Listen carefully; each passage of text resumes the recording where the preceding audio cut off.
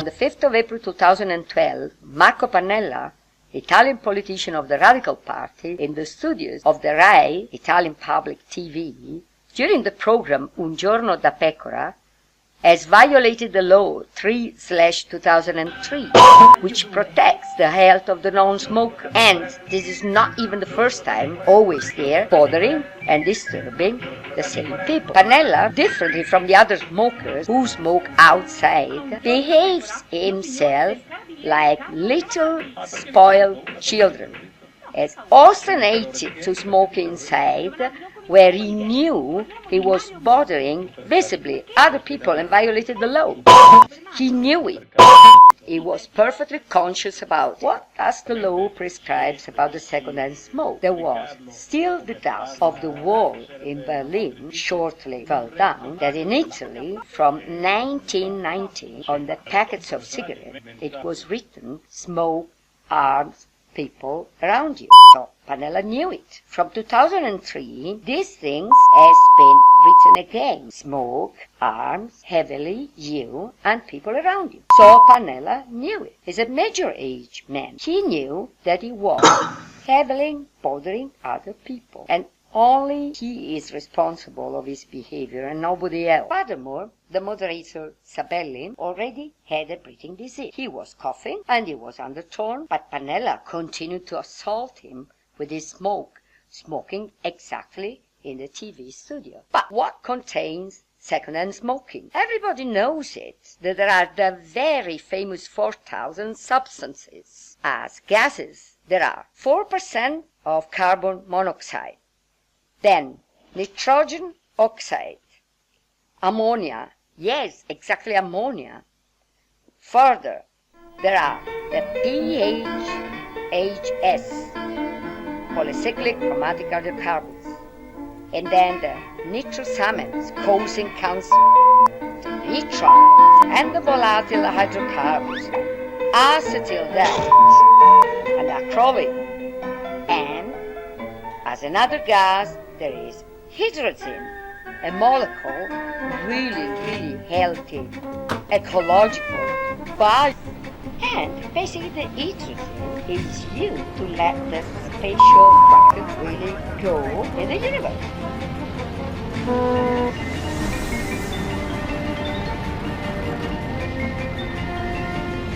And then there is the vinyl chloride, arsen. All these, remember, they are substances causing cancer. There is the nickel carbonyl, the acrylonitrile, and cyanide hydrogen. A pinch, only a pinch, is formaldehyde. Oh yes, one uses the formaldehyde for the varnish, for the glue to glue. Nicotine, causing cancer and tar, causing cancer and irritating. Causing cancer and irritating. And cresol, causing cancer and irritating.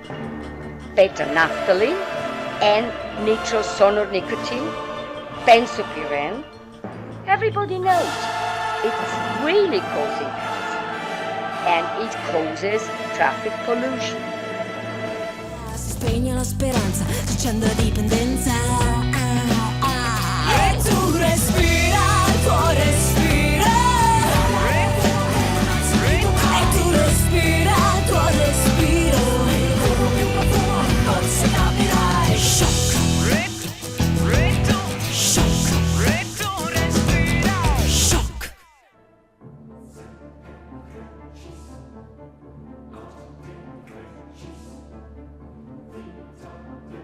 Nickel. Yes, nickel.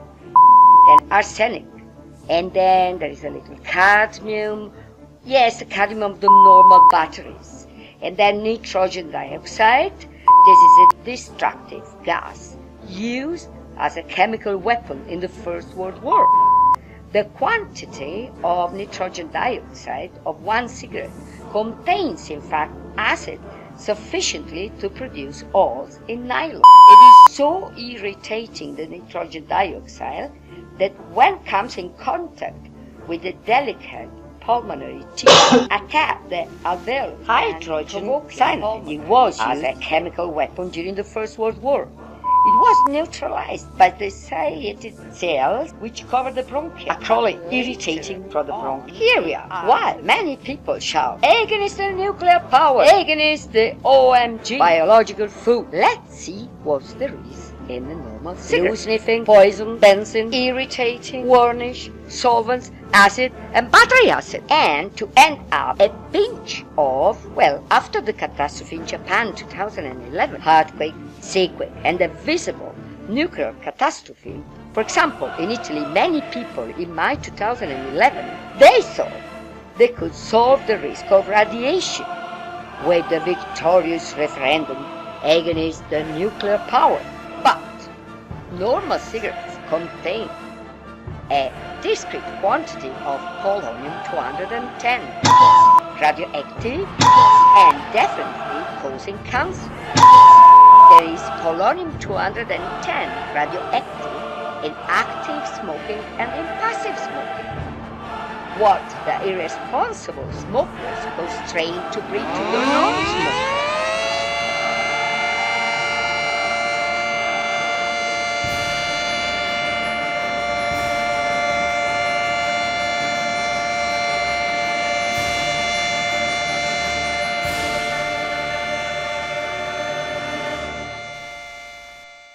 In any case, passive smoking is simply fastidious for many people, irritating. In fact, make the eyes water, burns eyes, nose and throat, and it's bothering. As it showed on the Italian channel Italia 1, Oliviero Toscani,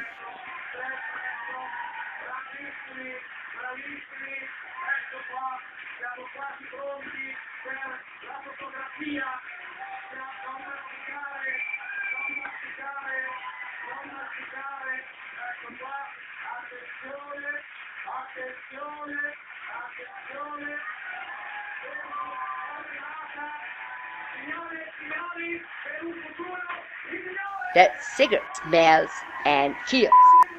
The fart smells only, and that's it. And then, as we know about traffic pollution, we can measure many substances, as well as the famous fine dust, the microdust, and also the PM10 and the PM2,5. Dust so fine that they rise till our pulmonary alveolus. When in the traffic this PM10 reach 40 to 55, a limitation of circulation will be adopted. At 75, the private traffic will be blocked, totally blocked. So, what if one is in the city? I am in the city today. Oh, well, God, there are more than PM10. There are many, many. Well, no problem. I'm safe. I go to the office. Great. I open the door of my office, and then my hand is exactly like the two poor moderators, Sabelli and Fioretti, the two moderates that have to work together with a smoking man, which is very different from a smoker. I remind you that in Milan, in year 2002, it has been presented a scientific study from the Cancer Institution in Milan and from the doctors in Vernizzi and other colleagues. They were confronting the PM10 outside in the days of traffic with the PM10 inside in a room where people were smoking. And what has been measured? That in a office with passive smoking, even with very few cigarettes, values between 7 till 100 PM has been reached. This means more than 50 times major of what in a city provokes the traffic blocked. In a office with passive smoking, this pollution is 15 times more than in the most polluted cities like Beijing or Mexico City. The researcher, while they were presenting this study, they repeated the experiments direct. As we can see, this girl was only switching one cigarette, only one, in a bell jar. But what happened? It happened something worse, very strange, because with the smoke I mean, the smoke of only one cigarette. All the data collectors of PM10, they were all out of sync, overloaded, because the PM10, they were much more of what the instrument could measure. The range of the instrument was between 5,000 and 7,000. But in the office, the PM10 to measure, there were more and 100 more of the most polluted city. So the instruments went haywire. Now, let's go back in the TV studio with Pannella. Mr. Pannella, I remind you that inside the RAI studios of the Italian television, it is strictly forbidden to smoke.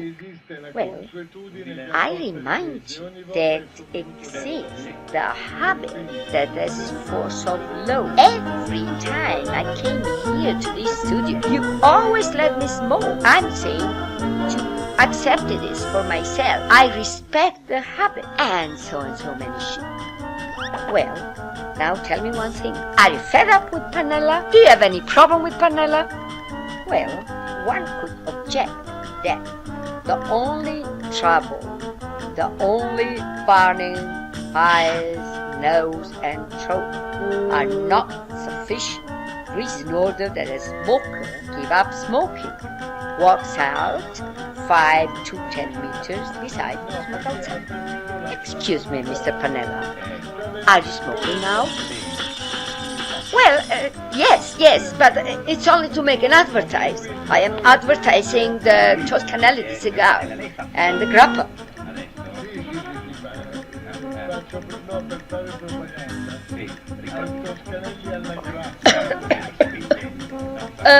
Well, you're not putting out. You are giving us a lot of troubles with this Toscanello, Mr. Pannella. To you? Oh, come on, you're a liar. This is a wonderful perfume. You are making him suffer. You are making him dead. Poor David. I remind you that inside the Italian studios, right, it is strictly forbidden to smoke.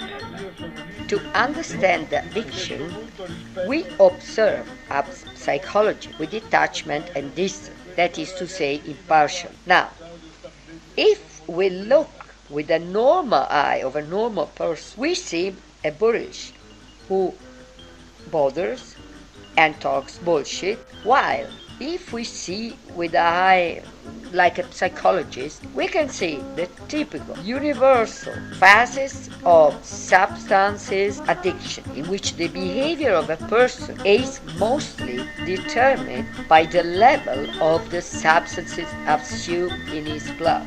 Many smokers must maintain enough nicotine in blood, and they are constrained in assuming it every half an hour. Like in all type of addiction, when the substance, that is to say the neurotransmitter, which is here the nicotine, reaches the necessary level, the way of behaving changes again. Well, one could object that, the nitpicker, the fussy man, could object that, well, yes, the substances are there, they irritate the mucus, they make the eyes water, but this doesn't mean that provoke illnesses. Well, let's see. Let's see which are the illnesses effectively caused by the passive smoking, by the smoke use, which are certificated from the medical world, where everybody refers to.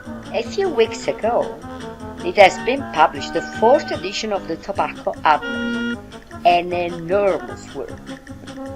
Such enormous, of the same level of those composed punctually by the WHO, the World Health Organization, which makes the point of all happens in the whole world about smoking. Give indication for doctors, psychologists, citizens, and above all governments, parliaments, the civil society, the political parties and all the politicians. The Tobacco Atlas, which is between the best documents on the tabbagism, talks about the second cause of death. I'm saying the second cause of death avoidable in the world, and talks about the first cause of death. The first cause of death in which countries, and the first epidemic in progress. And it has been, of course, censored from governments, politicians, media, the same citizens who should be, from time to time, should switch off the TV and their instinct to be in a group, and instead should brain switch. How it is possible that nobody has spoken about this? Why? Why you, who could protest and get indignant of all this? You didn't get indignant for the first epidemic in the world. What does certifies the fourth edition of the Tobacco Atlas about the passive smoke? It certifies that in the second-hand smoking there is enough nicotine to alter the brain function. Then, about the illnesses, after going over all the studies in the world, it concludes that there is a suggestive evidence that SHS, second-hand smoking, causes stroke, nasal sinus cancer, breast cancer, carotid arterial wall thickening, chronic obstructive pulmonary disease, preterm delivery, and that there is sufficient evidence that second-hand smokes causes coronary artery disease and lung cancer. And the Tobacco Atlas, public work but censored by the citizens themselves, concludes that there is no safe level of exposure to second-hand smoke. Second-hand smoke harms always. Always. There is not a level underneath which we are sure not to have damage from the second-hand smoke. Second-hand smoke harms this. In the year 2002, it was said in Italy, even from the former president of the Republic, Ciampi. The Tobacco Atlas calculates that the passive smoke let out from personage like Mr. Pannella every year in the whole world, 600,000 people die of premature death. Well, in short, not bad. In 2001, in Japan, 12,000 people died, and they spoke of a catastrophe. But every year, only because of passive smoke, 600,000 people die. That is 50,000 more than the 12,000 in Japan. Now, let's calculate this out, and we see that 1,643 people every day die because of passive smoking. The same passive smoking let out from personage like that one. Very well. In Italy, in year 2002, it has been published from the research group of Forastiere and colleagues, the first epidemiological survey on illnesses and death caused by passive smoking. The researchers have calculated something comparable to the data indicated in the Tobacco Atlas. In Italy, every year, passive smoking causes low-weighted bird, less than 2,500 grams weight, could cause problems of development for 2,033 newborns, 87 cases of SIDS, that is sudden infant death syndrome, in cradle, 60%, because of active maternal smoking after birth. 21.3% of the acute breathing infection during the first 2 years of life. 27,000 cases of asthma, that is 9.1%. 48,000 cases of chronic breathing symptoms. 64,000 cases of infection of the middle ear in children and teenagers, and causes also ischemic heart disease and cancer. In a word, diseases and illnesses like this, not bad. This game of continuous objections could go on and on. Here we do not mean to change the addiction, the type of addiction, because in anybody the addiction changes the perception, the thoughts, and the behavior. This happens in anybody. It is not because of the intelligence nor strong will. Smoking is, at the end, an illness like any other illness.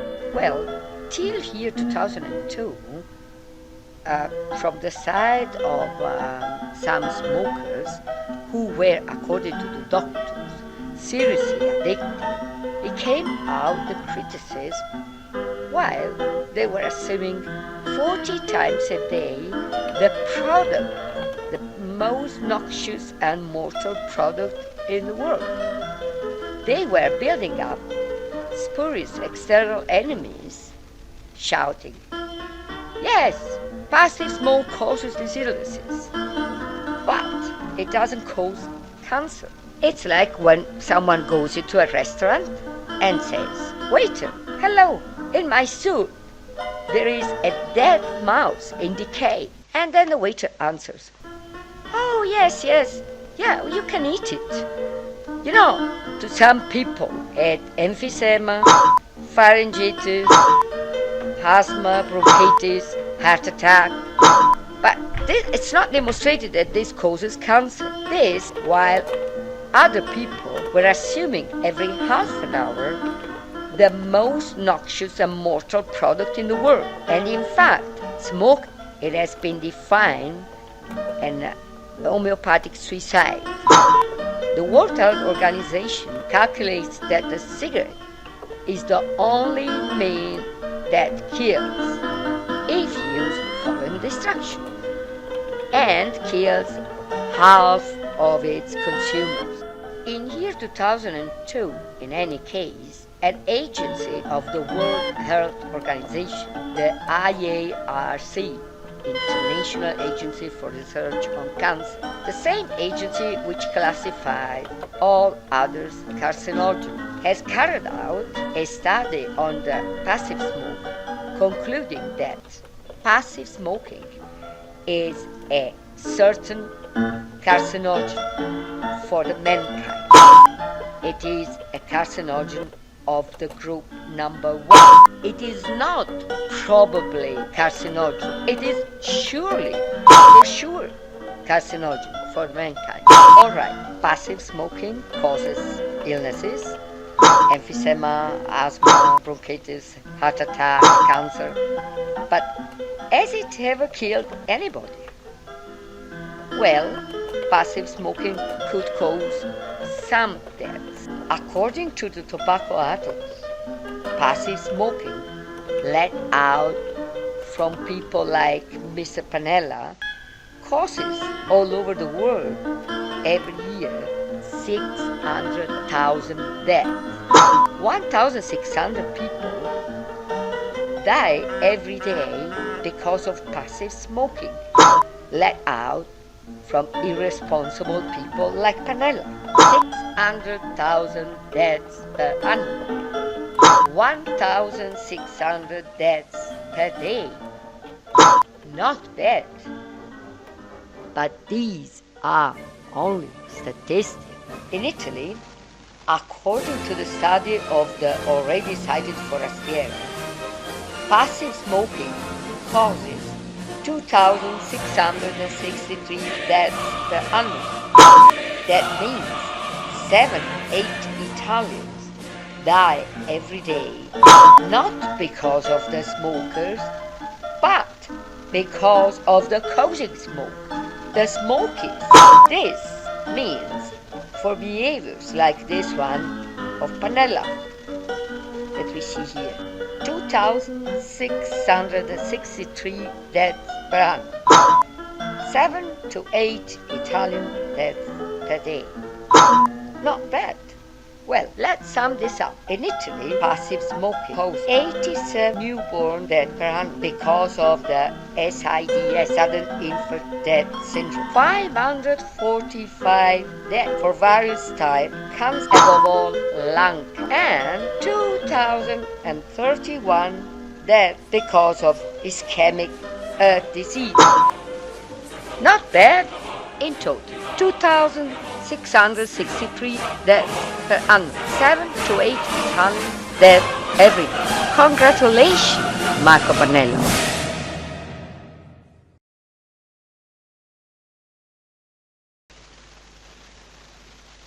What to do, admitting this is a problem? Two things: respecting the known smokers and respecting the laws. Each addiction is a disease, a sort of illness, which doesn't depend from the intelligence nor from the mysterious strong will. And then it heals much easier with the help of a person normally employed to cure illnesses, that is to say, the doctor. Spezza le catene di prigionia, guardi intorno a te, un bimbo vede in te il modello giusto che da grande potrà seguire, fallo crescere dove c'è profumo, non solo fumo, meno fumo e più profumo, meno fumo e più profumo, meno fumo e più profumo, meno fumo e più profumo.